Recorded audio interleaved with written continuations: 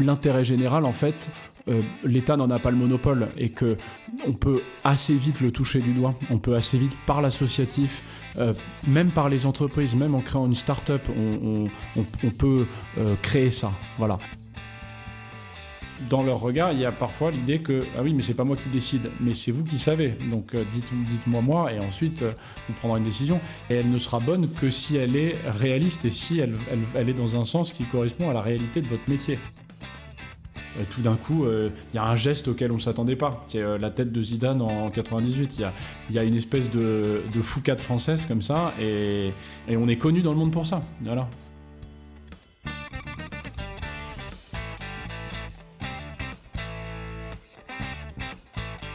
Bienvenue sur Ambition Publique, le podcast qui donne la parole à des jeunes fonctionnaires pour transmettre leur ambition pour la chose publique.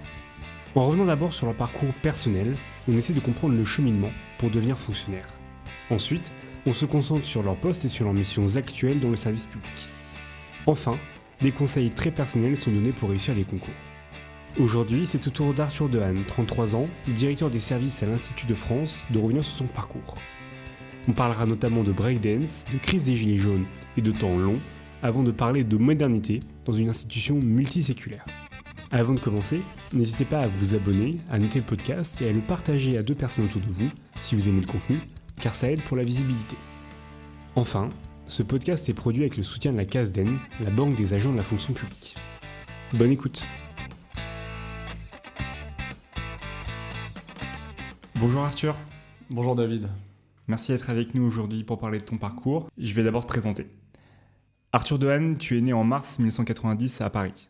Tu commences le post-bac en 2008 avec une licence de droit à l'université Paris de Panthéon-Assas, avec quelques expériences de stage en cabinet d'affaires. À la fin de ta licence, en 2011, tu suis 1 an à Oxford un Master 1 pour un diplôme de droit privé. Et à ton retour en France, tu intègres le Master Affaires publiques de Sciences Po, où tu réalises notamment un stage au Conseil d'État en Master 2, directement rattaché au tribunal des conflits. À la fin de ce Master 2, tu tentes le concours de l'École nationale d'administration. On est en 2013. Malheureusement, tu le loupes. Tu le retentes et tu réussis la 2e fois après 1 an de prépa à plein temps. Tu es de la promotion Louis Weiss de l'ENA, 2015-2017, et où tu feras notamment 3 stages en ambassade en Égypte, 1 à la direction des RH de la SNCF et 1 à la préfecture de l'Hérault. Tu sors au ministère de l'économie sur des postes budgétaires liés aux politiques sociales et au nucléaire. Et après 4 ans au ministère de l'économie, tu es nommé directeur des services de l'Institut de France. À côté de ça, tu as donné des cours d'économie à Sciences Po pendant 2 ans. Tu as fondé l'Équipée en 2018, une association pour l'égalité des chances. Et depuis 2020, tu es maire adjoint à Maison Lafitte, au lien social et à la jeunesse. Quel est ton plus beau souvenir sur ce parcours personnel ? Alors, si on doit remonter plus profondément, parce que ce parcours que tu décris, à partir de 18 ans, dans le fond, il est le fruit de choses qui sont en soi avant, en fait. Il y a des choses qui se forment à l'adolescence, et il ne faut jamais l'oublier, en fait. Il faut toujours se souvenir de ce qu'on pensait quand on avait 13, 14, 15 ans, parce que c'est à ce moment-là qu'on est en fait encore avec des rêves d'enfant. On a encore ces rêves d'enfant, mais on commence à essayer d'approcher la réalité, à essayer de les toucher. C'est à ce moment-là que les gens qui font du sport veulent devenir sportifs. C'est à ce moment-là que les gens qui font de la musique veulent devenir musiciens. Et ça n'est qu'après, au moment où les rêves rencontrent la réalité, que parfois on peut renoncer. Bon. Donc moi, j'ai un souvenir personnel très fort et j'essaie de jamais l'oublier. Et je pense que ça a joué sur mon parcours académique et professionnel. C'est tout simplement l'expérience que j'ai faite d'une discipline qui est désormais aux Jeux Olympiques et qui est donc le breakdance, et donc qui est une danse venue des quartiers de New York, plus particulièrement du Bronx, des années 80, et qui est venue en France par les quartiers, par les banlieues, et qui maintenant en fait fait partie complètement de la culture française. C'est très présent. Il y a vraiment une école française du break avec des champions internationaux, des champions européens. Et moi, mon expérience forte, c'est d'avoir en fait fait ce qu'on appelle une confrontation, un battle avec une équipe en fait qui venait de Belgique, face à des danseurs que j'aimais beaucoup, que j'admirais beaucoup, que d'un certain point de vue même j'imitais en fait. Et ça, c'était extrêmement fort parce que j'avais 15 ans ou 16 ans et c'était à Douai. Mais c'est ça, j'avais 16 ans, c'était à Douai, et c'était un battle où moi et mon collègue de mon équipe, on se confrontait à deux danseurs. Donc mon collègue, parce que on se donne des noms de scène, c'était Virus, et en face de ça, il y avait Cortex et Chucky, qui étaient des danseurs qui venaient de Belgique. Et en fait, ça a duré 25 minutes, ce qui est très très long pour quelque chose d'aussi physique. Et ça n'arrêtait pas, et il y avait des centaines de personnes dans la salle, et il y avait une tension, c'était très chaud, et c'était des conflits qui avaient un petit creux comment dirais-je, de confrontation un peu comme ça, d'abord un peu international, même si c'est avec la Belgique, donc c'est pas aussi dangereux que d'autres nations ont pu l'être dans notre histoire. Mais enfin, il y avait un fond de confrontation à la fois d'équipe à équipe, de personne à personne et de pays à pays, et donc chacun défendait un peu son honneur en fait. Et ça, j'en ai gardé quelque chose de très fort parce que il y avait des jeunes de partout en fait. Il y avait des jeunes de tous les quartiers, il y avait des jeunes venus plutôt de milieux favorisés comme moi, des jeunes plutôt de milieux défavorisés. Et là, j'ai pas eu le sentiment qu'il y avait de division entre les gens. Voilà, j'ai trouvé qu'on était tous avec un même lien, avec une même envie, autour d'une excellence, autour d'une discipline. Et ça m'a beaucoup marqué. J'essaie de jamais l'oublier parce que, en fait, le risque de prendre de la distance et de tailler sa route un peu de manière individualiste, je pense que ça, c'est un risque contre lequel il faut se prémunir. Donc, dans mon parcours, en fait, il y a ça. Il y a l'idée de retrouver le service public, de retrouver l'intérêt général, de retrouver un lien avec la population. Voilà. Et ça c'est aussi pour ça que je suis passé finalement du droit privé, où je m'orientais vraiment pour être avocat d'affaires, ce qui est un très beau métier, mais enfin, je trouvais pas ce lien social dont je parle. Et en fait, quand j'étais en Angleterre, là, j'étais hors de mon pays, et ça m'a permis de prendre du recul sur qui j'étais. Et là, je me suis dit, mais en fait, moi, ce qu'il me faut, c'est la solidarité, le lien social, le lien national même. Enfin voilà, quelque chose un peu du drapeau tricolore avec soi. Et toi, c'était quoi ton nom de scène à côté de Virus ? Alors moi, c'était Spider. C'était Spider. D'ailleurs, si vous tapez Spider vs Law, L-A-W, vous retrouvez un battle que j'ai fait il y a 12 ans maintenant contre un Américain qui s'appelait Lawrence, qui venait de Californie, et ça, vous pouvez le retrouver. Et en fait, c'était Spider parce que je faisais un mouvement qui s'appelait l'araignée. Et en fait, je le faisais sous toutes les coutures. C'était vraiment ma signature. Et donc, j'étais connu comme B-Boy Spider. J'adore. Et donc, Spider, déjà, est-ce que tu as gagné contre la Belgique aussi ? Ça, tu ne l'as pas dit. Malheureusement, non, peut-être ? C'est pas ça, c'est que c'était en fait, les battles dans la philosophie du hip-hop, il n'y a pas de vainqueur officiel. En tout cas, ça se fait à l'applaudimètre, ça se fait à la capacité à dépasser l'autre, et ça se voit en fait. De toute façon, ça c'est assez classique en fait. C'est la logique sportive qui veut qu'on dise que l'un a battu l'autre en fait. Mais dans la logique d'un mouvement qui est quand même plutôt un mouvement artistique, c'est quand même de la danse, c'est quand même de la musique. C'est censé se voir qu'une œuvre se distingue d'une autre, c'est censé se voir qu'un mouvement se distingue d'un autre. Donc, qui a gagné, je ne saurais pas le dire. Je pense que nous, on a apporté une énergie qui était très acrobatique, qui était très coup de poing, très, très forte. Et je pense qu'eux avaient peut-être un peu plus de flow, un peu plus de, comme on dit dans ce mouvement, mais un peu plus de danse en fait, un peu plus de musicalité, c'était un peu différent. Mais c'est aussi ça l'école française, c'est une école qui est une école, en tout cas dans le break, une école du mouvement qui impressionne, du beau geste, de la haute technicité et du coup de pression. C'est-à-dire on voit que tout d'un coup, y a un geste auquel on ne s'attendait pas. C'est la tête de Zidane en 98. Il y a une espèce de foucade française comme ça, et on est connu dans le monde pour ça. Voilà. Bon, vous le devinez bien, on n'est pas sur un podcast dédié au break, mais moi je suis ravi de savoir un peu toutes ces choses-là, et à quel point toi, en tant que haut fonctionnaire aujourd'hui, ça t'a forgé. Tu nous as fait justement une petite aparté tout à l'heure pour nous expliquer que c'est aussi la bascule entre le métier d'avocat et le métier pour le service public en tant que fonctionnaire. Donc je suppose que tu rentres à Assas, tu veux devenir avocat, tu fais sur ta licence et ton Master 1 à Oxford, tu fais des expériences en stage en cabinet d'avocat, mais il y a un manque. Donc là, on l'a bien identifié. D'ailleurs, c'était un manque parce que tu t'es spécialisé en droit privé et après tu bascules en droit public. Exactement. Parce que déjà, il y a un pont assez facile avec Sciences Po, je suppose. Oui, c'est exactement ça. C'est-à-dire que moi, j'ai eu un bloc de préparation à des fonctions privées, au métier d'avocat, à la vie des affaires. Et ça, c'était tout ce que j'ai appris à ça. C'est même, j'étais entouré d'étudiants qui se préparaient à ça. On était tous à vouloir faire des stages dans les plus grands cabinets d'avocats américains, des cabinets new-yorkais, des cabinets avec tous un siège à Paris. Mais c'était tout ça, tous nous étions dans cette direction-là. Et en fait, il faut à un moment donné arrêter de regarder les autres et il faut, pendant un instant de raison, se regarder soi-même et se dire, est-ce que c'est moi ? Est-ce que je suis ça ? Et encore une fois, moi, c'est un métier que j'adore, le métier d'avocat, pour toutes sortes de raisons, mais malgré tout, on n'est pas au service de l'intérêt général, on n'est pas au service du public, on sert des clients qui parfois n'ont plus que leur avocat comme interlocuteur quand ils sont frappés d'indignité, voilà. Et l'avocat est toujours là, en fait, c'est ça sa noblesse. Mais dans le service public, il y a une autre noblesse, c'est celle de servir les gens d'où qu'ils viennent, quel que soit leur parcours, sans les juger, voilà, et de considérer que ce sont des compatriotes, ce sont des gens qui ont des droits, ce sont des gens qui ont aussi des devoirs, donc on les traite avec une certaine vision de ce qu'est le citoyen, de ce qu'est l'homme dans la société.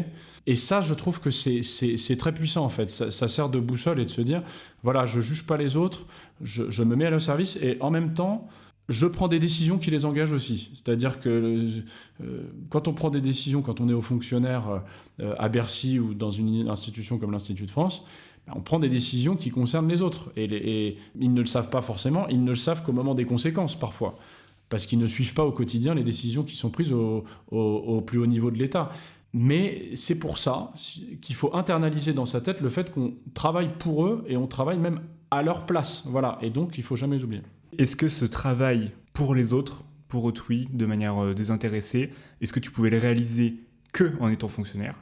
Ou peut-être déjà à l'époque, en tant que contractuel, s'il y avait déjà une certaine visibilité, avec tous les avantages que être contractuel peut permettre, une certaine liberté, de se concentrer que sur des postes. Comment toi, t'as un petit peu pensé la chose quand tu étais à Sciences Po ? J'ai jamais distingué fonctionnaire et contractuel. Pour moi, on regarde dans la même direction, on met son expertise au service de la puissance publique pour lui donner les moyens de répondre aux besoins de la population.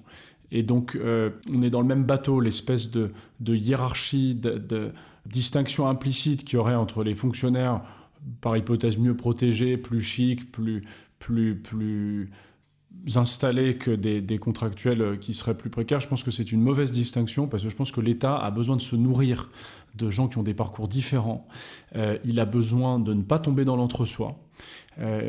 Parce que ça, c'est un des travers du statut de fonctionnaire, c'est que comme on l'a à vie, tant qu'on ne démissionne pas, dès lors qu'on l'a à vie, on a quand même des effets de rente possibles, on a des effets de confort, on ne se remet pas en question. C'est plus confortable d'avoir un collaborateur qui vous dit toujours oui et qui ne cherche pas à vous faire prendre des décisions plus courageuses, plus difficiles à défendre.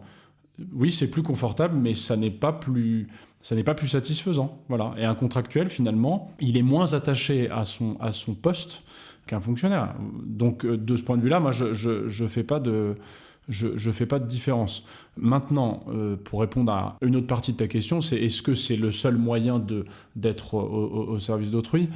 Je pense que non, et je pense qu'en fait, il faut multiplier ses engagements. Il ne faut pas simplement se satisfaire de ce qu'on fait dans son engagement professionnel. Si on sent un manque, si on sent un besoin, il faut aller. C'est le devoir, c'est le devoir qui parle dans ces cas-là. Et singulièrement, je pense que l'État, c'est une structure qui est le fruit de notre histoire, qui domine complètement, domine, en tout cas qui est la structure de référence dans l'Hexagone pour ce qui est de la puissance publique. Mais sur le terrain, il y a les communes, il y a les associations, il y a les entreprises. Tout ça, c'est un monde qui existe, qui vit, et il ne faut pas hésiter à y mettre son énergie aussi. Et c'est notamment pour ça peut-être que tu as créé aussi à côté l'équipé en termes d'engagement associatif. Tu t'es dit, voilà, sur mes expériences professionnelles, j'ai un champ d'action, mais ça n'empêche que sur mon temps libre, je peux aussi agir à un autre niveau, sur un autre plan, et fédérer des gens peut-être qui ne sont pas fonctionnaires. Voilà. Mais par contre, ma question à l'origine, c'était, à ce moment-là, quand tu es à Sciences Po, du coup, tu te orientes sur le concours de l'ENA. Il y a une évidence, il y a une sorte de... C'est par cette porte que je vais rentrer dans la fonction publique pour servir l'État. Et ensuite, peut-être, si je n'ai pas les concours, je verrai comment changer. Et c'est pour ça que je disais potentiellement contractuel. Oui, exactement. C'est tout à fait ça. J'ai voulu préparer l'ENA parce que c'est... l'école qui permet de choisir le service public sans forcément choisir un métier. Je ne savais pas exactement quel métier. Il y a des gens qui ont des vocations très, très identifiées, diplomates, préfets, avocats, enfin des métiers qui existent depuis des siècles sous une forme ou sous une autre. Là, moi, c'était pas ça. Moi, je savais que il me fallait une référence au drapeau, à la collectivité et le service d'autrui. Maintenant, l'équipé, ça a été un complément pour moi. Et ça a été le moyen pour moi de partager cette passion. C'est ambition publique, mais c'est aussi une passion publique, en fait. C'est ça qui fait qu'au quotidien, on est satisfait. C'est qu'on a une passion et qu'on a envie de la partager.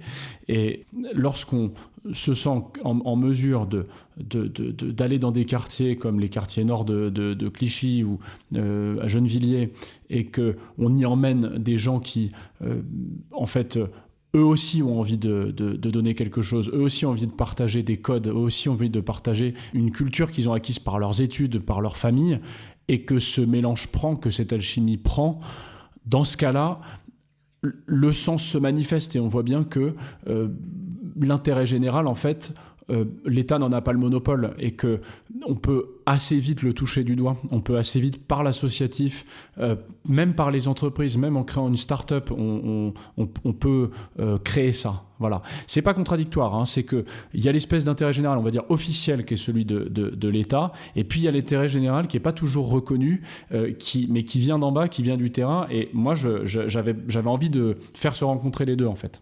Est-ce que tu peux nous rappeler très succinctement l'objet social de l'équipé et peut-être son évolution aussi ? Alors l'équipé, c'est une association qui se bat pour l'égalité des chances et qui l'a fait d'abord en mettant en relation des jeunes venus de quartiers en difficulté avec des jeunes actifs plus avancés dans la vie professionnelle, même si on s'est élargi, c'est-à-dire que faut pas tomber dans le misérabilisme, faut pas tomber dans le paternalisme. On a tendu la main à des jeunes de partout, en fait, à des jeunes qui étaient de classe moyenne, à des jeunes qui étaient pas qui étaient même de famille bourgeoise, mais parce qu'il fallait que tout ça se mélange. L'important, c'était de se mélanger, c'était que tout le monde se rencontre. Derrière, c'était ça l'objectif. Et aujourd'hui, on est en train de faire évoluer le projet pour en faire une passerelle, un lien entre la France et le Tchad, parce que de la même manière, il y a une langue qui est le français, qu'on partage avec un certain nombre de pays. Le Tchad est un pays ami depuis toujours et même la décolonisation n'a pas rompu ce lien. Il y a des liens amicaux, il y a des liens affectueux. Et j'étais à l'ENA avec Serge Wambi, qui est donc mon interlocuteur au Tchad, qui est notre partenaire au Tchad pour ce projet. C'est un ami, voilà. Je pense que là, de la même manière, il faut regarder devant. Et il y a des liens à tisser. Et l'équipé, là, garde son objet social. Son objet social, c'est le lien social, en fait. C'est de considérer que entre les Français, il y a des liens. Entre les francophones, il y a des liens. Et donc, ces passerelles-là, on va les dessiner petit à petit. Donc, c'est un projet qui se transforme un peu, qui est peut-être un peu plus innovant maintenant, parce que des associations d'égalité des chances, il y en a quand même beaucoup, mais ce pont entre la France et le Tchad, il existe, mais enfin il va falloir un peu le construire. Super, et je suppose que tu recrutes peut-être des actifs mentors. On va peut-être senioriser un peu la chose, au sens où là l'idée ce serait d'accompagner des étudiants tchadiens qui vont faire une année d'échange en France, vont venir à l'université française ou dans les grandes écoles françaises, et de leur donner, exactement suivant la même méthode, un mentor, un tuteur, une bourse, un parcours d'accompagnement pour qu'ils ne soient pas seuls. Parce que c'est vrai que la solitude que les étudiants ressentent parfois quand ils sont à la fac devant leur manuel, que dire de ceux qui viennent de pays comme le Tchad ? Est-ce que vraiment ils ont ils arrivent et ils se font aussi facilement que les Français qui habitent dans le quartier ou qui sont nés dans le quartier, est-ce qu'ils se font aussi facilement des amis ? Je sais pas, mais en tout cas, il est bien sûr que ces jeunes-là, ils aiment le pays en fait. Ils choisissent la France, eux aussi. À leur manière, ils choisissent la France. Ils la choisissent peut-être pas pour la vie, peut-être que ça sera pour 1 an, pour 2 ans. Mais si ils sont heureux pendant ce passage en France, ils défendront la France toute leur vie en fait. Il faut aussi que nous, on leur dise qu'on a aussi de l'affection pour eux, qu'on est avec eux et que la main qu'ils nous tendent, on la prend. Donc aider les personnes qui viennent du Tchad à aimer la France, à aimer la culture française. Est-ce que tu as une ambition particulière pour la fonction publique, une sorte d'ambition qui permettrait peut-être à des jeunes qui sont encore en doute d'aimer à leur manière aussi la fonction publique ?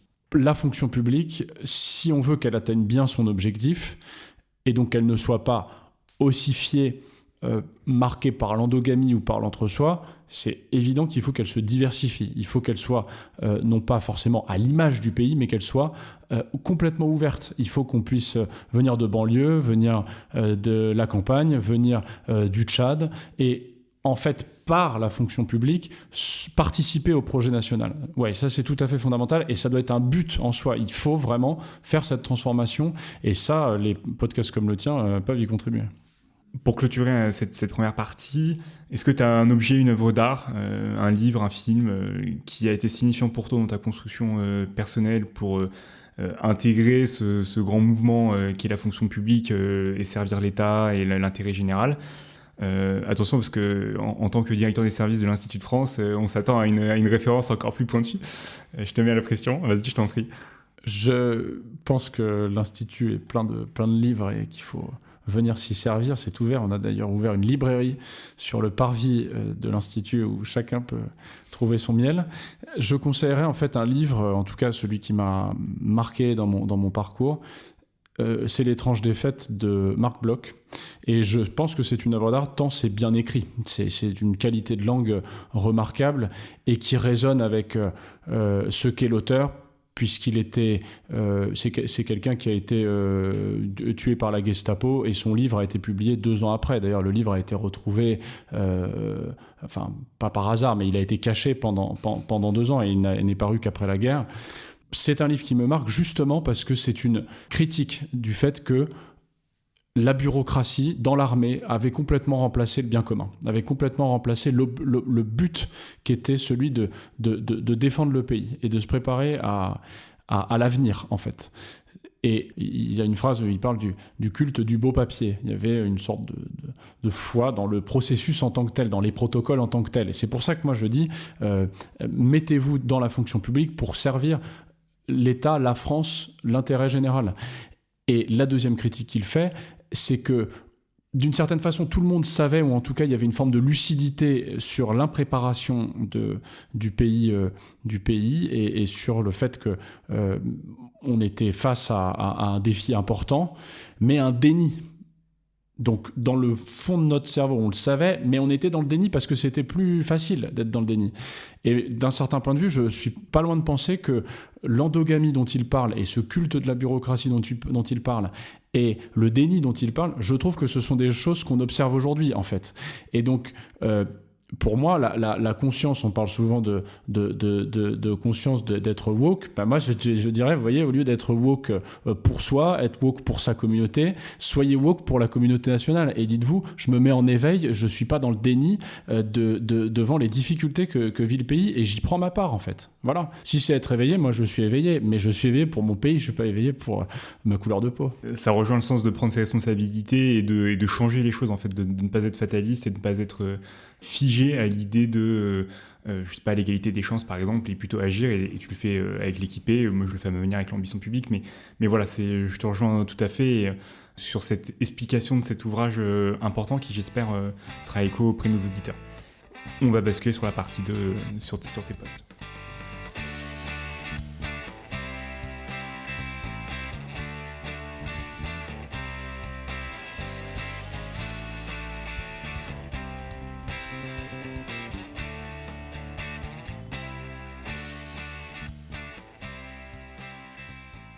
Arthur, 2 grosses étapes dans ton parcours. D'abord, ton passage à Bercy, au ministère de l'économie, puis ton poste actuel à l'Institut de France.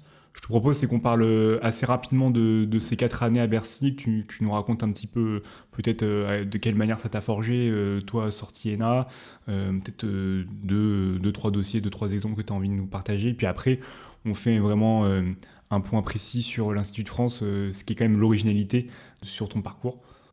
Alors, tu sors à Bercy après ta formation à l'ENA. Pourquoi tu choisis Bercy ? Quelles sont tes missions ?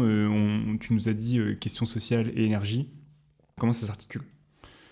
Je choisis Bercy parce que c'est un ministère de très haut niveau, où on a la chance d'avoir des fonctionnaires et des contractuels, mais en tout cas des agents publics de très très grandes compétences et qui ont un regard gestionnaire, documenté, très précis sur les questions et qui ont une approche complètement transversale. On peut passer d'un sujet à un autre avec un seul point commun, c'est l'excellence, en tout cas le haut degré d'expertise.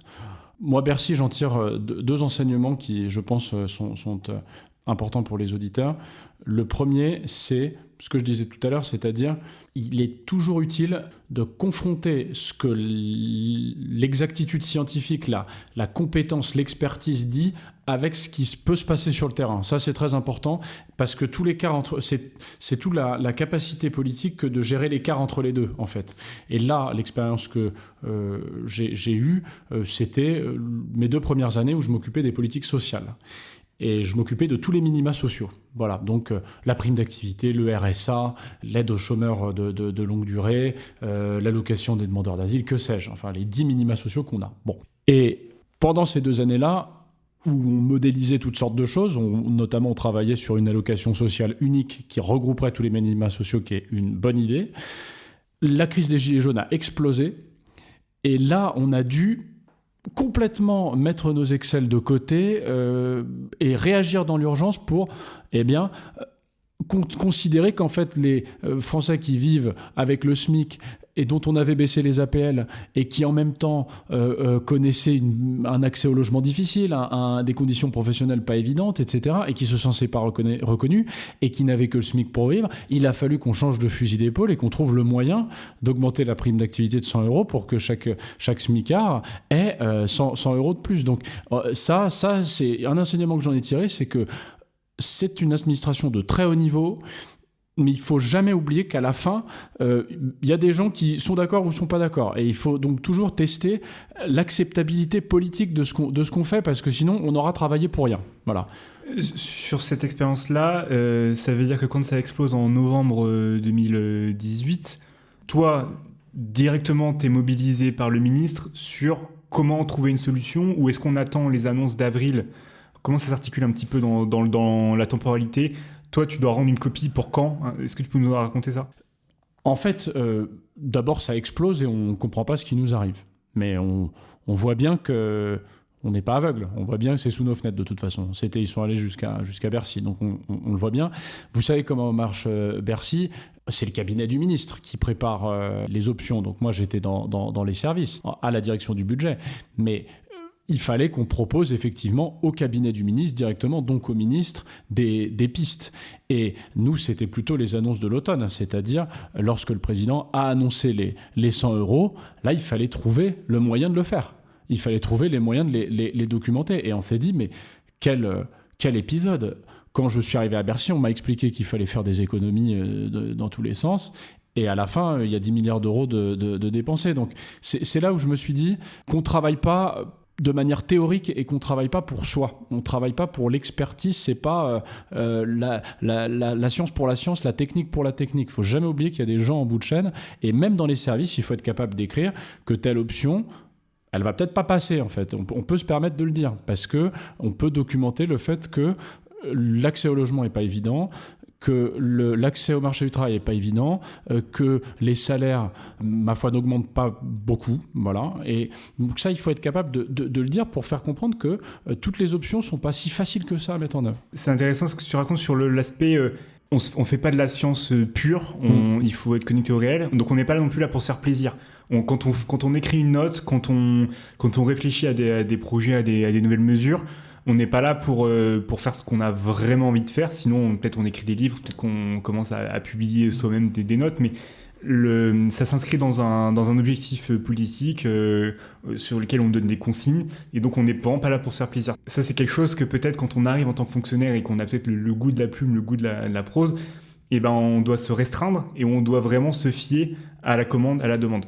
C'est exactement ça. En fait, il y a une éthique de responsabilité dans le boulot de fonctionnaire. On ne peut pas écrire n'importe quoi, on ne peut pas proposer n'importe quoi, et il faut mesurer ce qu'on écrit et ce qu'on propose à l'aune de l'acceptabilité politique par les gens. Voilà. Parce qu'il y a un travers des hauts fonctionnaires qui est très répandu, c'est de considérer qu'eux savent et que les gens n'y comprennent rien et ne savent pas, et que eux, l'intérêt général, dans leur tête, ils savent très bien ce que c'est, et qu'il faut y aller, quoi qu'il arrive, comme on pourrait dire.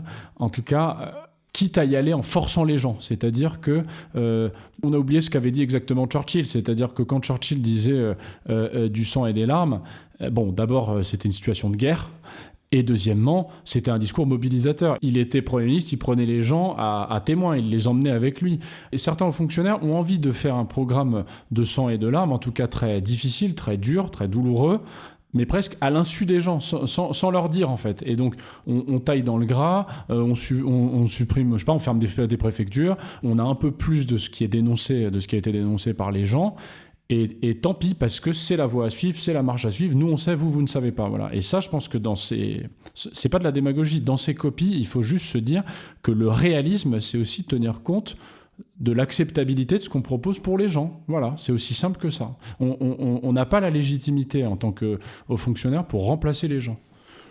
Et surtout, l'arbitrage, c'est l'élu qui prendra. On propose des scénarios et voilà, l'élu choisit parce qu'il a la légitimité, il a été élu pour ça. Et il faut lui donner les moyens de prendre la bonne décision. C'est-à-dire que lui, il va prendre sa responsabilité politique. Mais on doit lui dire, en tant que haut fonctionnaire, quand on est collaborateur d'un chancelier pour ce qui me concerne, d'un ministre ou même d'un directeur, enfin, pas un directeur parce que c'est pas un élu, mais celui qui a la légitimité politique, il faut lui dire quel risque il prend. Et il faut lui dire à quel point les gens vont accepter ou pas. Ça fait partie de son devoir. Et c'est ça que j'appelle l'éthique de responsabilité. C'est-à-dire qu'on n'est pas dans une éthique de conviction où juste en tant que fonctionnaire, on dit bah, « moi je crois en ça, donc je vais le faire ». Bah non, je suis désolé, on doit savoir s'empêcher et s'arrêter. Attends. On appréciera la référence à Max Weber et le savant et le politique, l'éthique de conviction et l'éthique de responsabilité, que tu me montres que j'ai dans ma bibliothèque, bien sûr, je l'ai lu, pour la prépa concours. Ok, donc ce poste-là, politique sociale et minima sociaux, une expérience importante justement en pleine crise des Gilets jaunes.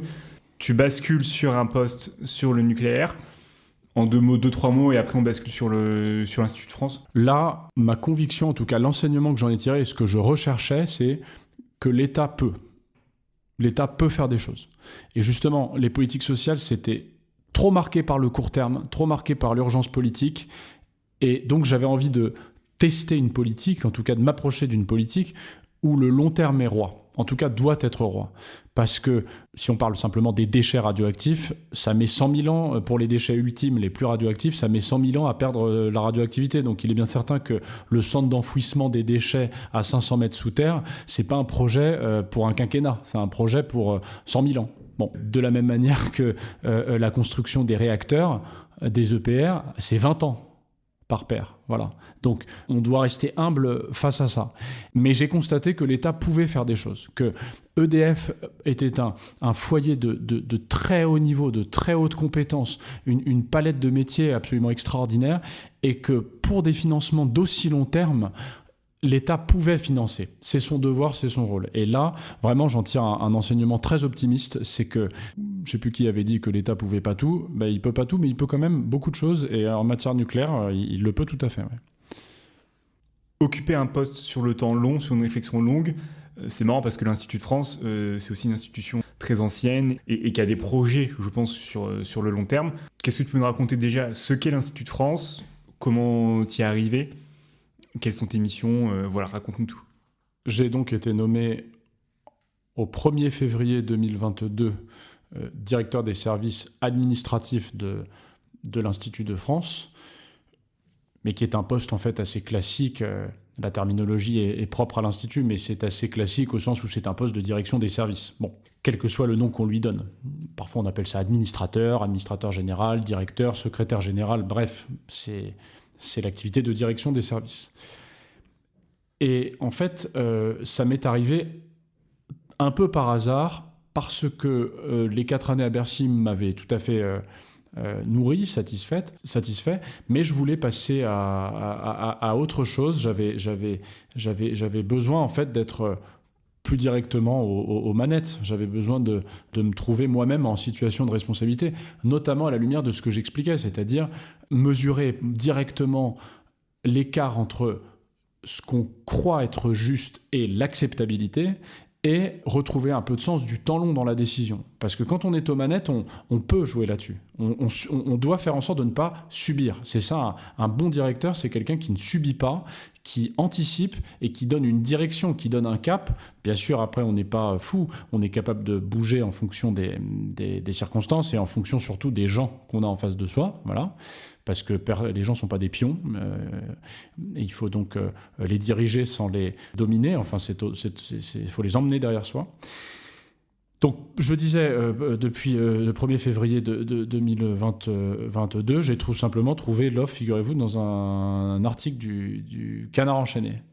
Voilà, parce qu'en fait, il y a eu une crise de gouvernance terrible avec mon prédécesseur qui a été documenté dans toute la presse. Un prédécesseur qui, à mon avis, s'est un peu laissé griser par les responsabilités que ça lui donnait. Et il y a eu tout un conflit interne. Et moi, j'ai tout simplement vu dans le Canard enchaîné un article le concernant. Et là, je me suis dit, après tout, il y a peut-être un poste. Voilà, c'est aussi simple que ça. Et j'ai appelé pour être sûr qu'il y avait bien une fiche de poste avec un vrai processus de recrutement. Et c'était le vendredi, et j'ai eu de la chance parce qu'il fallait déposer les candidatures le lundi. Et donc, j'ai eu tout le week-end pour préparer mon dossier. Et c'est comme ça que j'ai été identifié. Mais tout ça, c'est de la chance. Il n'y a aucun enseignement à en tirer. Le seul enseignement, c'est lisez le Canard enchaîné. Je précise que le Canard enchaîné n'est pas sponsor de cet épisode. Mais pour autant, on revient sur l'Institut de France. Et peut-être après, si on aura un petit peu de temps, on parlera de ce processus de recrutement. Qu'est-ce que l'Institut de France ? Comment ça s'inscrit dans le temps ? Qu'est-ce que tu peux nous dire là-dessus ? Alors, l'Institut de France, c'est une institution publique qui est sous la protection, comme l'on dit, du président de la République. Donc, elle n'est pas sous la tutelle d'un ministère. Elle est rattachée, finalement, de manière symbolique, à la présidence de la République. Ce symbole est tel que la porte centrale que chacun connaît, qui est donc au bout de la passerelle des Arts en face du palais du Louvre. Et donc ce grand palais, pour ceux qui ne savaient pas que c'était là que se trouvait l'Institut, donc c'est ce grand palais en hémicycle avec la coupole, la fameuse coupole sous laquelle sont installés les académiciens nouvellement élus. Ce palais-là, c'est donc le palais de l'Institut, et la porte centrale, c'est la porte du protecteur. Seul le président de la République a le droit de la franchir. C'est donc un lieu qui est doublement important, d'abord parce que symboliquement, et c'est pour ça que j'insiste sur ce symbole, je commence par évoquer un symbole, il porte la continuité de la France, de la nation, à travers sa culture, en fait. Parce que l'Institut de France a traversé les régimes politiques. On a eu une quinzaine de constitutions depuis la Révolution française, il n'y a jamais eu qu'un seul institut. Et l'Institut dure et perdure et perdurera. Si un jour il y a une 6e République, il y aura toujours l'Institut de France. Et ça, c'est une mission symbolique qui est capitale et qui fait que les académiciens sont dépositaires, en fait, de la continuité nationale à travers la culture française. Et l'autre mission, mais qui est plus quotidienne, qui est plus directement intéressante pour le public, c'est tout simplement le perfectionnement, le rayonnement des arts, des sciences, des lettres. Et donc, par l'octroi de prix, de bourses, eh bien, les académies récompensent des talents, encouragent la recherche, encouragent la création, encouragent l'écriture, encouragent la réflexion libre, participent au débat public.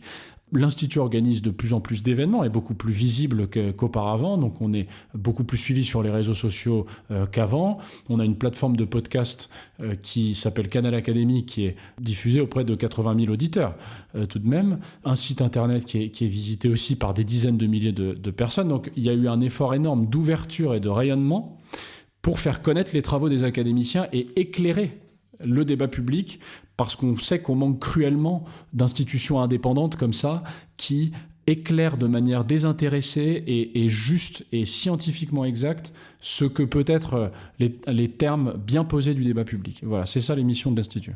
Et ça réunit 5 assemblées différentes, tu peux nous les donner ? Alors ça réunit donc 5 académies, qui sont en fait des académies royales. C'est pour ça que c'est un lieu de synthèse. C'est que l'Institut, ça a été créé en 1795 et c'est un projet universaliste. On voulait réunir tous les efforts de l'esprit humain en un cénacle.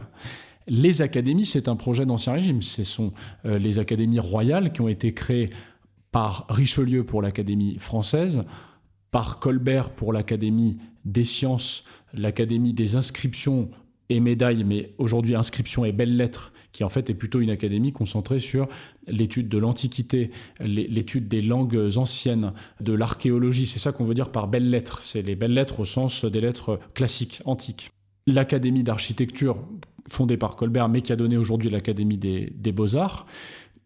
Et enfin, une autre académie qui est fondée par François Guizot en 1832, mais ma foi, sous le régime monarchique, qui est l'Académie des sciences morales et politiques, et qui est l'académie qui s'occupe de toutes les sciences humaines, des sciences politiques. Voilà. Et évidemment, il faut rajouter, elle aussi a été fondée par Colbert, l'Académie des sciences. D'accord. Et toi, dans cette architecture administrative, institutionnelle un petit peu originale quand même, avec sans doute de très grandes personnalités scientifiques de très haut niveau, comment toi tu prends ta place en tant que directeur des services ? Comment ça fonctionne ? Dans quelle mesure l'administration vient aider les élus, les académiciens ? D'ailleurs j'ai dit élus, mais peut-être que ça dépend un peu comment on voit les choses, mais voilà, comment toi, directeur des services, tu prends ta place au projet de l'Institut de France ?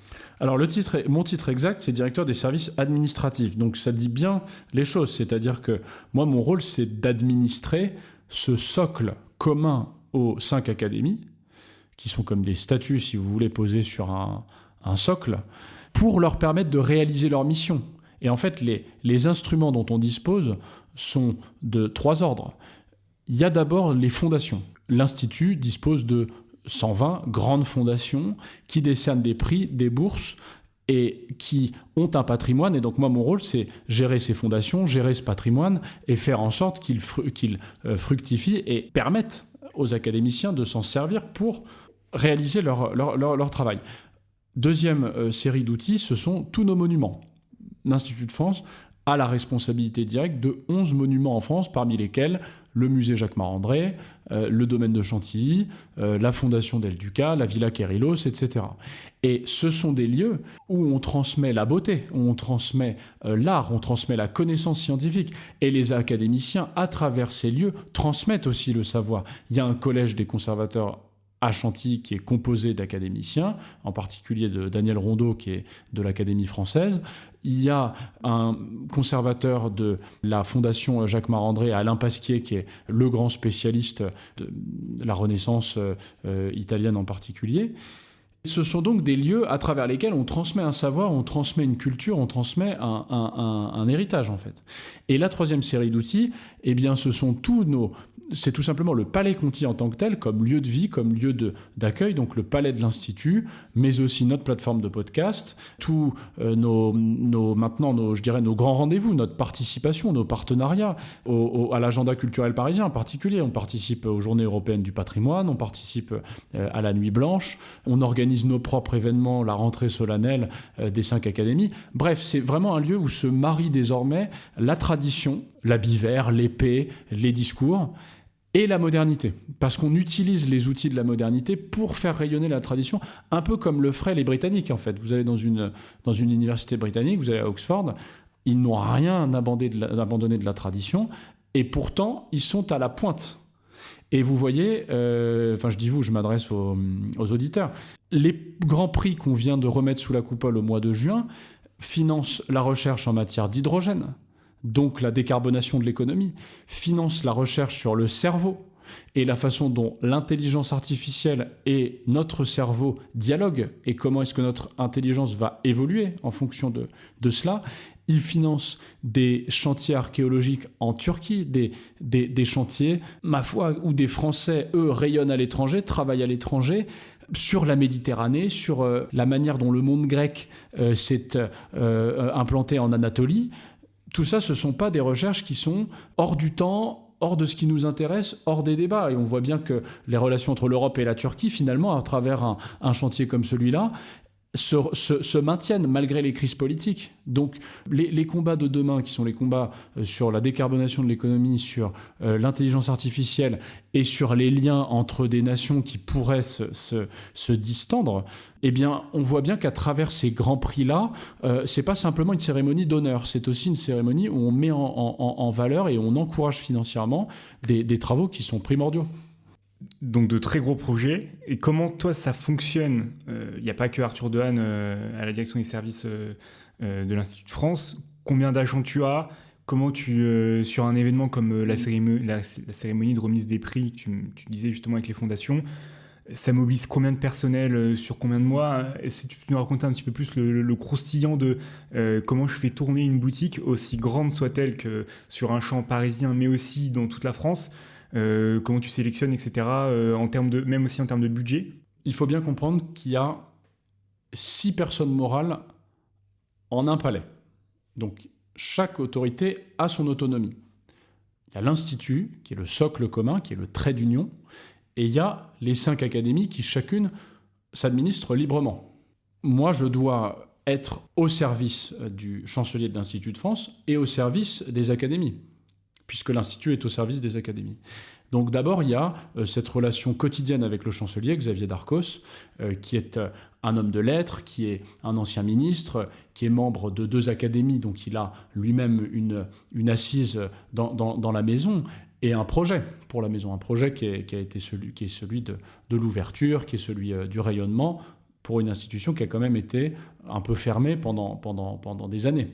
Donc il y a moi j'ai un chef qui est clair, j'ai un projet tracé qui est clair, et j'ai ce cadre un peu complexe de 6 personnes morales, dont une qui est au service des 5 autres, tout en étant celle qui les rassemble. Bon. Mais comme dirait Maurice Rioux, on ne déjeune pas avec des personnes morales, donc comment tu fais pour gérer ces 6 personnes morales, mais surtout ces agents derrière qui mettent en œuvre, qui administrent? Eh bien, il faut passer du temps avec les personnes physiques. Voilà. Il y a 5 secrétaires, il y a 6 secrétaires perpétuels, parce qu'en fait, il y a un secrétaire par académie, à l'exception de l'Académie des sciences qui a 2 secrétaires perpétuels, parce qu'il y a 2 sections très importantes, une qui se rapporte plutôt aux mathématiques et l'autre plutôt aux sciences de la vie. Bon. Donc, comme il y a 250 académiciens, il était important qu'il y ait 2 secrétaires perpétuels pour gérer tout ce tout. Bon. Mais donc, en haut, il y a 476 académiciens, avec une implication très forte d'un certain nombre d'entre eux dans les travaux scientifiques, mais aussi dans les missions culturelles, j'en parlais tout à l'heure, de l'Institut. Et en dessous, il y a à peu près la même proportion, 500 agents, 500 collaborateurs. Et l'Institut de France, en fait, en tant que tel, en a 300. Et dans les 300 de l'Institut de France, il y en a à peu près la moitié qui est à Chantilly, au domaine de Chantilly, avec une administratrice générale de Chantilly avec laquelle, Anne Miller, je suis en lien quotidiennement.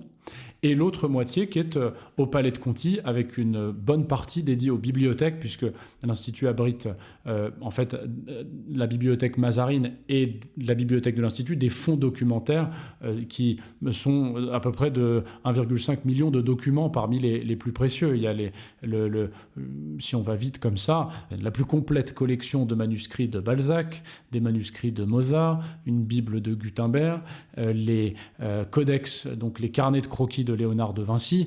Donc, il y a à la fois des trésors dans nos collections, et puis dans nos équipes, dans nos collaborateurs, on a tous les métiers. En fait, on a à la fois des communicants, on a des responsables des affaires culturelles, on a des chargés des fondations, on a des relieurs de livres, des archivistes paléographes. Donc tout ce monde-là où on voit une diversité de métiers et en fait on ne sait jamais à quel sujet on va être confronté pendant sa journée de travail, tant les préoccupations sont différentes. différentes. Donc, moi, ce que je dois faire, c'est passer beaucoup de temps avec tous ces agents, m'intéresser à des thématiques très, très, très variées, qui ne sont pas que la gestion financière et juridique. Il faut s'intéresser aussi aux archives, aux collections, aux travaux, au patrimoine, et prendre sa voiture et aller à Chantilly, à Chaly dans l'Oise, à la Villa Kérylos, au manoir de Kérazan qui est à Loctudy dans le Finistère.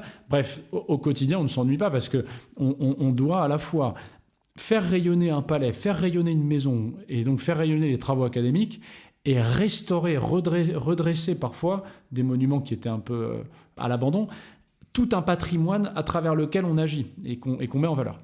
Mais donc ça donne quoi une semaine type? Parce que j'ai bien compris qu'il n'y avait pas de journée type, mais pour autant, il y a, je sais pas, la réunion du lundi matin avec ton chancelier et peut-être tes autres directeurs adjoints, et après une visite, je sais pas, le mercredi après-midi. Comment ça se passe?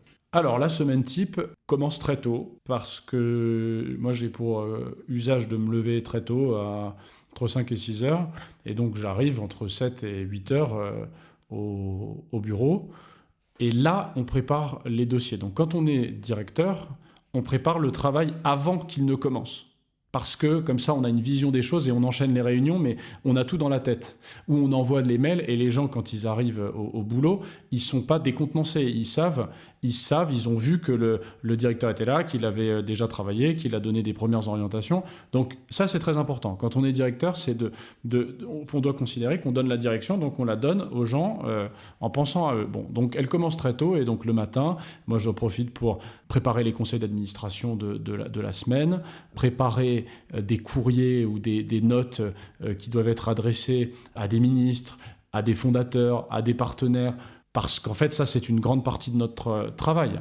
À 10h le lundi, on a la réunion de chancellerie. C'est pour reprendre l'agenda du chancelier et voir quels seront les messages que Xavier Darcos devra passer au ministre de l'économie s'il le voit, à la ministre de la culture si un rendez-vous est prévu, à la ministre de l'enseignement supérieur et de la recherche si c'est prévu. Bref, il y a tout un réseau comme ça dans lequel on s'imbrique. On travaille aussi avec des entreprises. L'Institut de France est membre associé par exemple du comité Colbert, donc est en lien avec toutes les grandes entreprises du luxe français. Et c'est pas qu'on soit une maison de luxe, mais enfin, disons qu'autour de la valeur d'excellence et de rayonnement, on a des points communs et des choses à partager. Et pour le modèle économique de l'Institut, c'est capital, ça. C'est-à-dire le fait nous, on n'est pas financé par des subventions. En fait, on est financé par des dons et legs d'entreprises, de fondateurs, de personnes privées qui veulent donner aux académiciens les moyens de travailler. Donc, on doit avoir un lien avec la puissance publique, mais aussi un lien avec toute l'économie privée. Et donc, la semaine type tient compte de tout cela. Et donc, elle continue, ma foi, je ne vais pas la faire du lundi au vendredi. Mais bon, évidemment, j'ai une réunion de chefs de service où chacun fait remonter ce qu'il a à dire. Et moi, je donne des directions aux uns aux autres. Mais elle s'arrête le vendredi ? Elle s'arrête le vendredi, oui, parce qu'il faut garder, vous savez ce que disait Montaigne, il faut savoir être à soi. Voilà. Donc le samedi et le dimanche, c'est pour être à soi. Donc le week-end, on est à soi, c'est parfait, mais pour autant, il y a quelque chose qui m'a intrigué dans ta présentation au tout début. Tu as dit il faut, en tant que directeur, arriver tôt le lundi. Ça veut dire qu'avec le sens des responsabilités, on n'est pas du matin.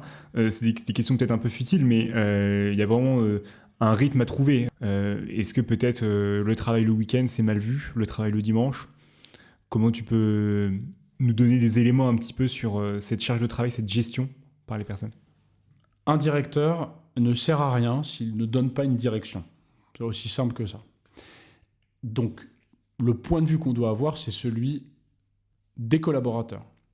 Est-ce que les agents de la sécurité savent quel est leur boulot dans la minute, dans la journée, dans la semaine, dans l'année, dans le mois? Est-ce qu'ils arrivent à voir cette image-là? De la même manière pour le service des monuments et collections qui est chargé de la planification des travaux. Capital de les planifier puis de les faire aussi. Pareil pour le service financier. Est-ce qu'il a une visibilité sur la gestion des portefeuilles et comment il réalise un sentier de réforme dont on a besoin pour optimiser la gestion des portefeuilles? Bref, il faut avoir en tête l'étoile des directions Parce que c'est pas une pyramide, en fait. C'est une pyramide parce qu'on dirige les autres, mais en fait, c'est une constellation, c'est une galaxie. On a autour de soi plusieurs planètes. Et elles gravitent autour de... Elles sont autour de soi, mais elles vont aussi dans des directions qui sont un peu différentes. Elles sont pas toutes... c'est pas du nombrilisme. On ne doit pas les pousser à tourner autour de soi. Les managers qui veulent qu'on les regarde, etc., c'est un peu adolescent, c'est pas le problème. Là, il faut que les planètes aillent dans leur direction. Donc il faut les diriger. Si, franchement, il est bien clair pour tout le monde quelle est la direction, dans quel sens on va, dans quel sens on doit travailler... C'est pas une question de se lever tôt ou tard, hein. Je vais pas défendre une approche par la torture. Je dis simplement que si on veut bien diriger les autres, il faut les connaître. Et là, il y a une telle diversité de métiers et tellement de choses que moi j'ai dû apprendre.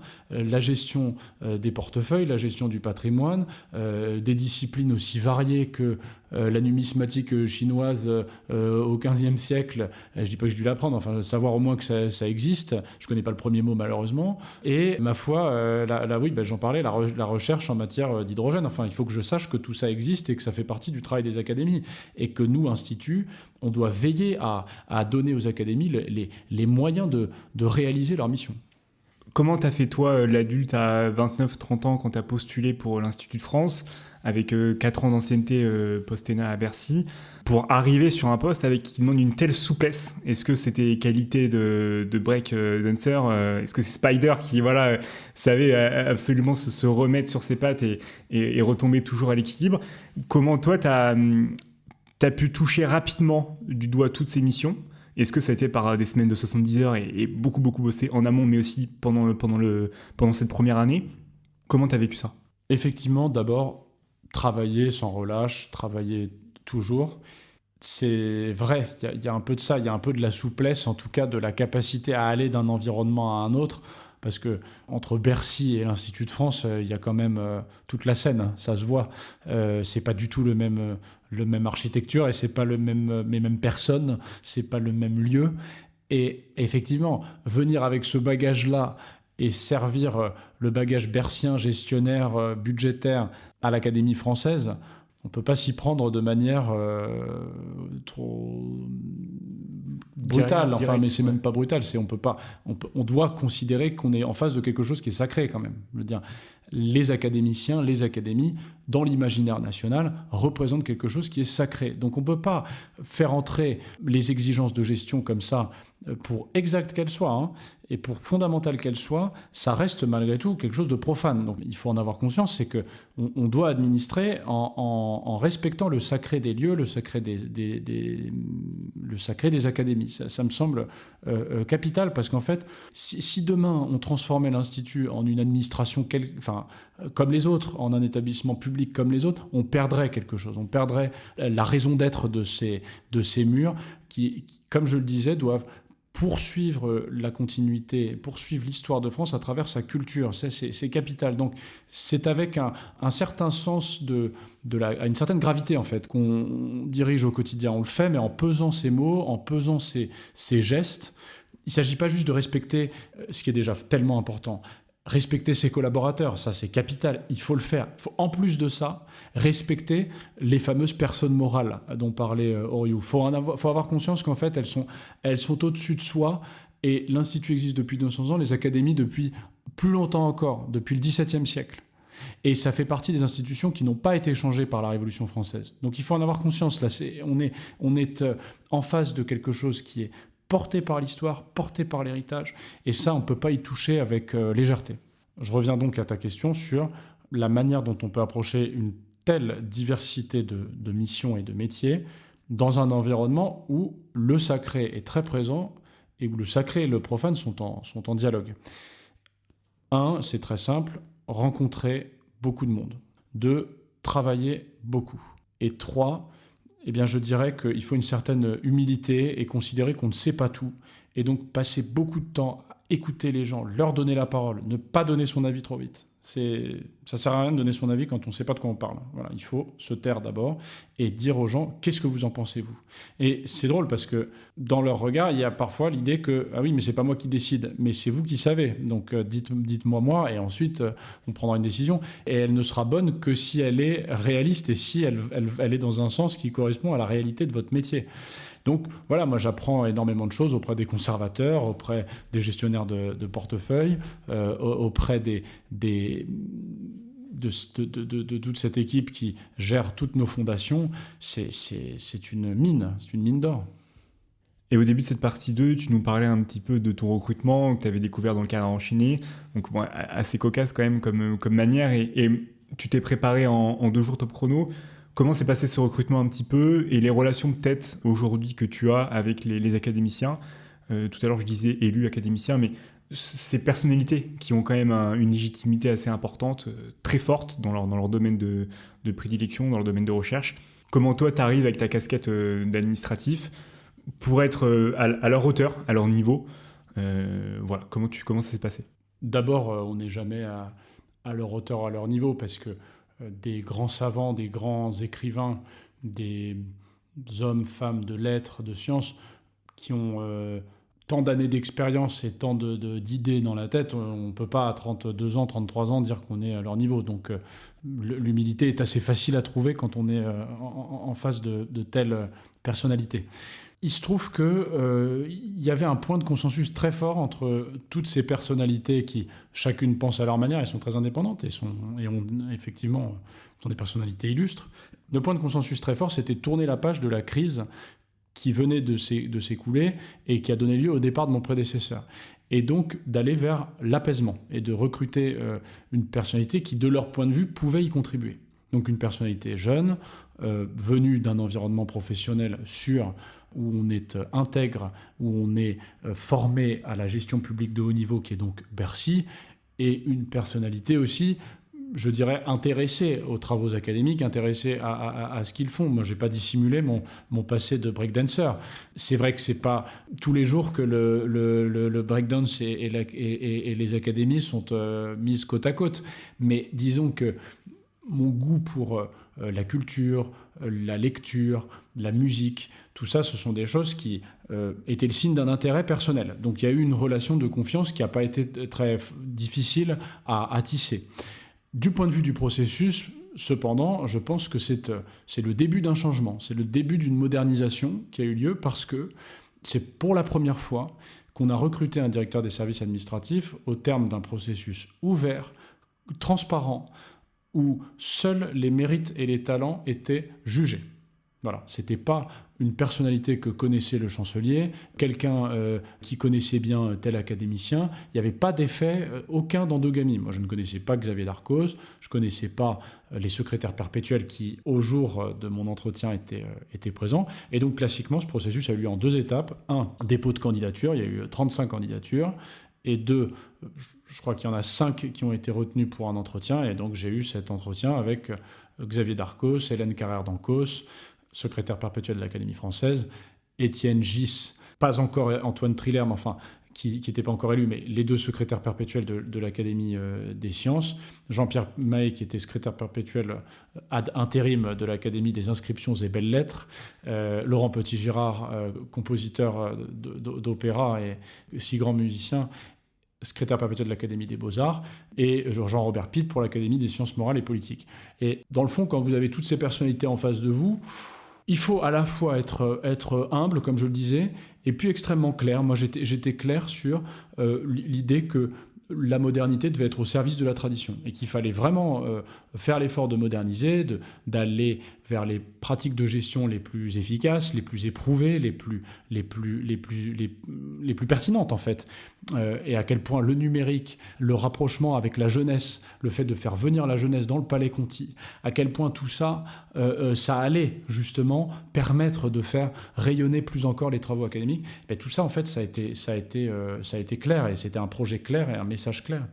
Ok, donc ça t'arrive, tu te présentes avec une feuille de route que tu as réfléchie, que tu as conçue, avec les grands axes en reprenant bien sûr la tradition, la devise de l'Institut de France, et tu leur montres que tu as réfléchi et que tu es le candidat, le parfait candidat. Et on va voir dans cette 3e partie comment faire en sorte de rejoindre ce service public de la meilleure des manières possibles en réussissant les concours.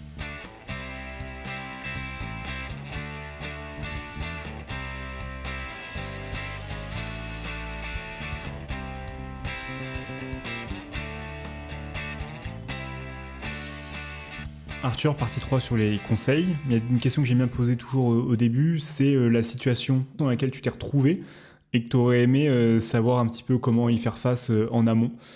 Est-ce qu'il y a quelque chose que tu as rencontré, une difficulté et que tu aimerais bien nous partager ? Ma nomination à l'Institut, c'est tout simple. Quand je suis arrivé, je n'avais pas mesuré, je ne pouvais pas le savoir, l'état de tension qu'il y avait entre les personnes, la dureté de la crise qui venait de s'écouler, parce que malgré tout, mon prédécesseur avait dû partir très précipitamment. Et ça a laissé, comme un canard sans tête, les équipes. Et donc ça, voilà, j'aurais bien aimé effectivement qu'on me prévienne qu'il y avait eu un traumatisme et qu'il allait falloir y faire face, parce qu'il a fallu passer beaucoup plus de temps que ce que je pensais à écouter les gens et à les recevoir individuellement pour qu'ils m'expliquent comment ça s'était passé. Donc en fait, avant de diriger, il a fallu que je m'empêche, que je m'abstienne et que je vois quelle était la donne de départ. Et donc ça a un tout petit peu... ça a rendu nécessaire un travail d'apaisement qui a été plus patient, qui a été plus long que ce que je pensais. Et là, on n'est jamais préparé. Et je ne sais même pas si, en ayant eu l'information avant, je ne sais même pas si j'aurais fait différemment. Voilà, je pense qu'à la fin, on est toujours devant l'inconnu. Ok, très bien pour cette situation et j'espère que nos auditeurs ne l'affronteront pas de sitôt parce que c'est quand même un peu compliqué. Sur les concours, peut-être déjà commencer par le fait que tu n'as pas eu le concours de l'ENA la première année quand tu as tenté les concours à la fin de ton Master 2. Qu'est-ce qui a fait que ça a fonctionné la deuxième année ? Qu'est-ce que tu as mal fait la première année ? Est-ce que tu peux nous raconter déjà un petit peu cette évolution avant après de parler de manière plus générale sur comment on révise, comment un conseil de forme, un conseil de fond, mais d'abord ce changement que tu as eu. Oui, la première année où je l'ai passé, j'étais très enfermé sur ma propre préparation. On n'était que deux avec un ami à préparer ça ensemble. Et en fait, on regardait pas du tout autour de nous. On avait des œillères et donc on révisait, on potassait nos manuels tout seul devant notre bureau et on bachotait en fait littéralement. Et on vivait peut-être aussi le plaisir en soi d'apprendre tout ça. On se faisait plaisir. Et donc on était contents, on lisait plein de choses, on nourrissait notre esprit. Mais tout ça était un peu éloigné de ce qu'est le concours le jour J, où certes on est seul, mais ceux qui le réussissent ont quand même réussi avec les mêmes méthodes, avec les mêmes références, avec les mêmes réflexes. Donc il faut quand même plutôt essayer d'entrer dans cet état d'esprit-là que de le défier. Voilà. Et donc je pense que la première fois où je l'ai passé, je me suis dit qu'il fallait tailler sa route, pas regarder sur les côtés, c'est complètement stupide. Il faut regarder sur les côtés et cheminer avec d'autres. Voilà. Donc t'as constitué une écurie peut-être un peu plus importante avec 3-4 personnes, vous avez tenté d'autres concours, t'as peut-être fait plus de social dans cette deuxième année de prépa, mais en même temps c'est que t'avais déjà pour toi d'avoir beaucoup travaillé et beaucoup de fiches, emmagasiné beaucoup de connaissances, donc là t'étais plus sur la forme en fait. Enfin, pas la forme, plutôt l'environnement, c'est-à-dire plus de recul, plus d'interaction avec les autres, des gens plus jeunes, des gens plus âgés, des filles, de toutes sortes. Certains voulant passer l'ENA, d'autres voulant passer des concours plus ciblés, des concours de Banque de France, des concours du Quai d'Orsay. Et en fait, tout ça permet de se mettre dans la géographie. On se rend compte qu'on va jamais être seul, en fait. Faut pas avoir une vision romantique de tout ça. Faut pas se dire je réalise mon ego à travers un concours que je réussis. Parce qu'en fait, on a à côté de soi ses futurs collègues. Il faut déjà se placer dans ce que sera son environnement professionnel. Ensuite, on peut avoir une vision, ça n'empêche pas d'avoir une vision, ça n'empêche pas d'avoir de l'enthousiasme, hein, mais il faut être un peu moins égocentré, en fait. Et donc, cette deuxième année, c'était ça. On était une écurie de 5 personnes. Je rencontrais beaucoup de jeunes hauts fonctionnaires qui avaient réussi le concours, et c'est ça la clé. C'est ça la clé, c'est de fréquenter les autres. Et sur les épreuves en elles-mêmes, est-ce que tu as un conseil peut-être sur le fond, sur la forme, sur comment réussir le concours d'entrée à l'École nationale d'administration ? Mon conseil est celui-là. Lisez vraiment les copies qui ont été faites par d'autres. Lisez des bonnes copies, des moins bonnes copies. Lisez, non pas aimez-vous les uns les autres, mais lisez-vous les uns les autres. Et ne mettez pas trop d'ego dans votre copie. c'est pas très agréable d'avoir 8, même 6 ou 5, mais ça veut pas dire que c'est votre valeur jusqu'à la fin de vos jours. C'est la valeur de ce que vous avez écrit en 4 heures sur des feuilles. Donc il faut pas hésiter à demander à quelqu'un ce qu'il en pense. Et il faut faire l'inverse. Et il faut pas hésiter à aller voir celui qui a eu la meilleure note et lui dire: est-ce que je peux lire ta copie? Voilà. Faut pas hésiter, parce qu'en fait, on doit se débarrasser de tout l'espèce d'affect, des espèces de mise en question de son ego dans tout ça. Il n'y a pas d'ego à avoir. On veut travailler pour le service public. Il y a un concours parce que c'est le mode le plus objectif et équitable de départager les gens. Bon, c'est tout ça, c'est une méthode. Voilà, il ne faut pas considérer que si on a une mauvaise note, c'est qu'on est nul, et si on a une bonne note, c'est qu'on est le roi du monde. Voilà, c'est un exercice, il faut le faire. Et c'est là tout le sens peut-être des écuries où on se fait des mini-calls, on va se prendre un sujet, on va le traiter en une demi-heure, le présenter 10 minutes devant ses collègues, devant ses camarades, et on va se critiquer, se dire pourquoi là t'as choisi de faire un A, un B, moi j'aurais fait l'inverse. Enfin, ce travail un peu difficile au début sur les 2-3 premières calls, et puis en fait ça devient vite un jeu. Chacun a une vision un peu différente, et ça se nourrit, c'est le 1 + 1 = 3. Vraiment, on apprend à faire des copies à ce niveau-là. Donc je pense que ça rejoint ce que tu disais sur mettre l'ego de côté, se critiquer sans être dans la critique facile, mais se critiquer vraiment d'un point de vue de la disserte, et s'améliorer tous ensemble. Et souvent, peut-être les personnes admises ont juste eu des écuries qui étaient bonnes, en fait, qui étaient pertinentes, et qui ont fait ce travail-là de remise à zéro, peut-être, des connaissances. Au-delà du fond, et de mettre son ego de côté, sur la forme, comment tu as géré ça un petit peu cette année de concours?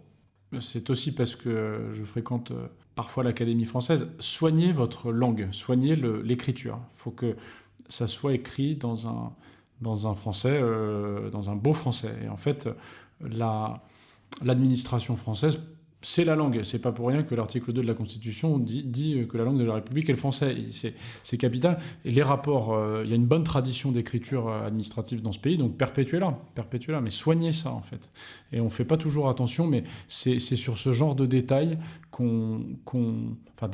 c'est sur la forme parfois qu'on se fait rattraper, parce que on a été un peu trop vite et on n'a pas soigné ça. Alors qu'en fait, c'est là où on voit que quelqu'un fait attention à ce qu'il dit. Ce fameux style aussi administratif, où on est capable de dire de manière concise et très précise, sans s'embarrasser. Sans emphase. Écrivez sans emphase, écrivez avec précision, avec humilité, avec justesse. Ne rajoutez pas des adverbes en pensant que ça fait ça rajoute quelque chose une âme supplémentaire dans la phrase. C'est pas vrai. Voilà, faut un mélange de qualité et de sobriété dans le style. Ouais, c'est capital. Cette logique de précision, moi, ma première copie de culture générale à Sciences Po, c'était sur l'école, et j'avais introduit par un rapport récent. Et je sais que mon tuteur à l'époque m'avait dit: mais sur ces 3 mots, il y a déjà 3 mots qui sont pas bons. Un, c'est pas précis. Un rapport, c'est quoi? C'est une étude, donne le nom peut-être du rapport directement. Et récent, c'est quoi? C'est 3 ans, 10 ans, qu'est-ce que ça veut dire? Donc j'avais compris déjà que un style un peu trop vague faisait perdre énormément de points. Parce que sur ce genre de détails, on va vite se rendre compte que la personne sait de quel rapport on parle, en quelle année. Si on sait potentiellement que c'est 2019, 2020, 2021, on choisit une des 3 dates, et on s'en sortira, parce que peut-être que le correcteur ne connaîtra pas le rapport, ou saura que c'est dans telle période de l'année. Est-ce que tu as d'autres conseils à donner sur les concours? Alors, pas tant que ça, parce que malgré tout, il faut rester humble. Moi je parle beaucoup, je conseille la précision et la concision sans forcément me l'appliquer toujours. Donc chacun fera comme il le pourra.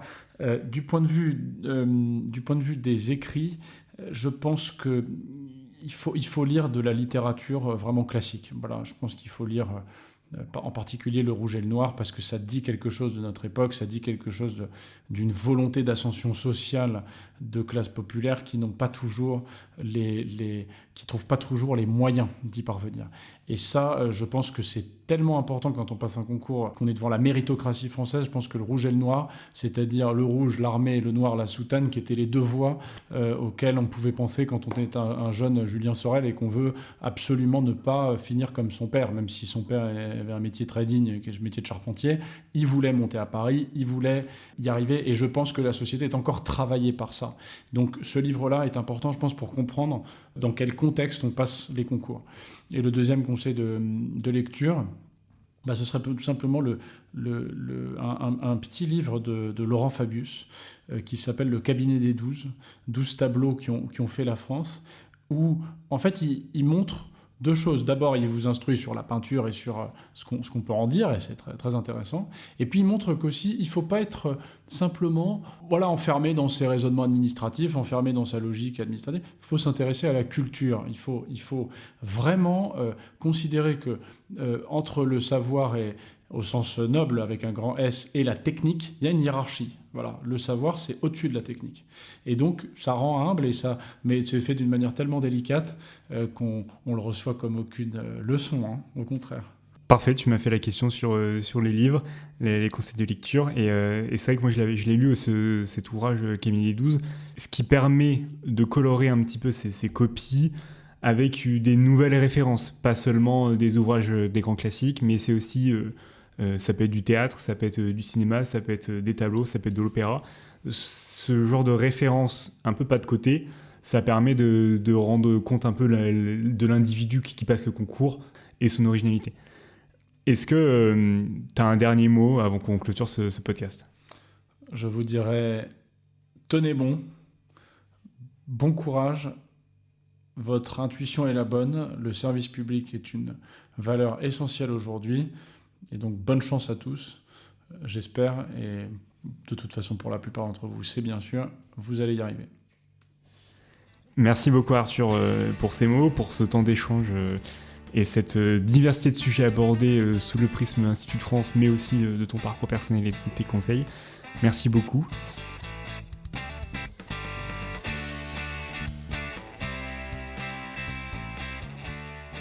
Si vous avez aimé ce podcast, notamment le fait qu'on puisse parler de Zidane, de Churchill, de breakdance, mais aussi d'institutions multiséculaires, n'hésitez pas à partager cet épisode autour de vous, à le liker et à activer la cloche pour rester au courant des nouveaux épisodes. Aussi, vous pouvez retrouver plus d'informations sur les réseaux sociaux et notamment Instagram, et me soutenir pour continuer à produire des épisodes en donnant sur la page Tipeee d'Ambition Publique. Toutes les informations sont dans la description en cliquant sur le lien Tipeee. J'en profite d'ailleurs pour remercier mes tipeurs réguliers, Michel, Brigitte, Hervé, Paul, Guillaume et Jeanne, qui m'accompagnent depuis 5 mois. J'en profite d'ailleurs pour remercier mes tipeurs réguliers depuis 3 mois maintenant, Michel, Brigitte, Hervé, Paul, Guillaume et Jeanne, ainsi que les dons d'Anne et d'Alice. Enfin, surtout, n'oubliez pas, votre ambition pour la fonction publique ne fait que s'enrichir. Donc continuez à vous renseigner, et je vous dis à bientôt pour un nouvel épisode.